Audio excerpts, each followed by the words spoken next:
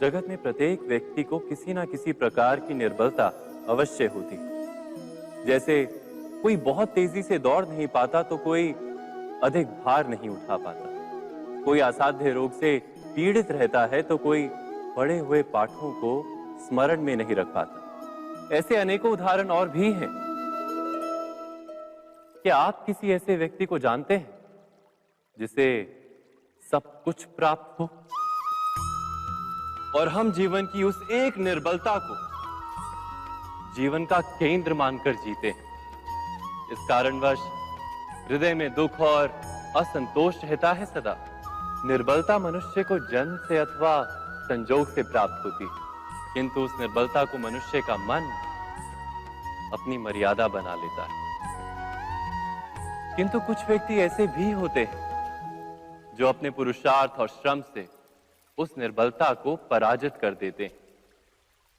क्या भेद है उनमें और अन्य लोगों में? क्या आपने कभी विचार किया है? सरल सा उत्तर है इसका। जो व्यक्ति निर्बलता से पराजित नहीं होता, जो पुरुषार्थ करने का साहस रखता है हृदय में, वो निर्बलता को पार कर जाता है। अर्थात निर्बलता अवश्य ईश्वर देता है, किंतु मर्यादा मनुष्य का मन ही निर्मित करता है। स्वयं विचार कीजिए।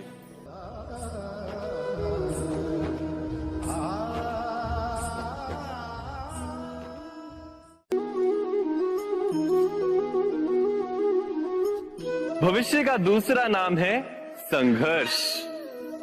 हृदय में आज इच्छा होती है और यदि पूर्ण नहीं हो पाती तो हृदय भविष्य की योजना बनाता है। भविष्य में इच्छा पूर्ण होगी ऐसी कल्पना करता रहता है, किंतु जीवन ना तो भविष्य में है ना अतीत में। जीवन तो इस क्षण का नाम है, अर्थात इस क्षण का अनुभव ही जीवन का अनुभव है। पर हम ये जानते हुए भी इतना सा सत्य समझ नहीं पाते। या तो हम बीते हुए समय के स्मरणों को घेर कर बैठे रहते हैं, या फिर आने वाले समय के लिए हम योजनाएं बनाते रहते हैं और जीवन जीवन बीत जाता है। एक सत्य यदि हम हृदय में उतार लें कि ना हम भविष्य देख सकते हैं, ना ही भविष्य निर्मित कर सकते हैं, हम तो केवल धैर्य और साहस के साथ भविष्य को आलिंगन दे सकते हैं, स्वागत कर सकते हैं भविष्य का। तो क्या जीवन का हर पल जीवन से नहीं भर जाएगा? स्वयं विचार कीजिए।